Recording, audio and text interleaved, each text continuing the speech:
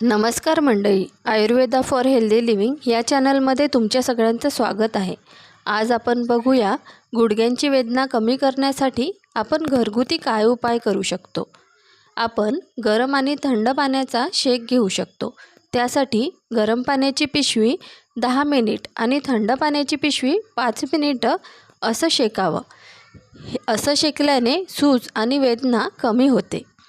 त्याचप्रमाणे हलके व्यायाम करा। दररोज 10 मिनिट लेग रेझिंग आणि स्ट्रेचिंग करा। हे गुडघ्यांना आधार देणारे स्नायू मजबूत करतात।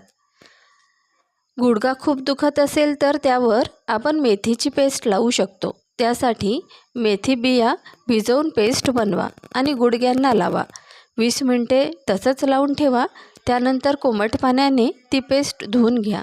यामुळे गुडघ्यांची सूज कमी होऊन वेदना कमी होतात। तसेच आपलं वजन नियंत्रित करणं फार गरजेचं आहे, कारण अतिरिक्त वजनाचा ताण गुडघ्यांवर येत असतो। संतुलित आहार आणि 30 मिनिट चालणे सुरू करा।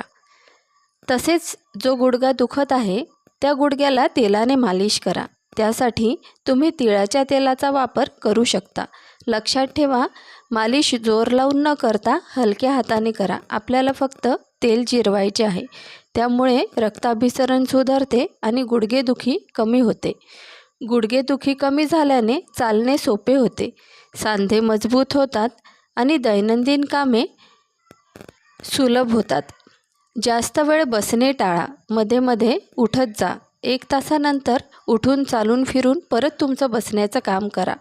तसेच आरामदायी पादत्राणे वापरा आणि दुखणे वाढल्यास डॉक्टरांचा सल्ला नक्की घ्या। अशाच काही आयुर्वेदिक टिप्ससाठी बघत रहा Ayurveda for healthy living. Video आवडला असल्यास प्लीज लाईक, शेअर आणि सबस्क्राईब करा। Thanks for watching. धन्यवाद।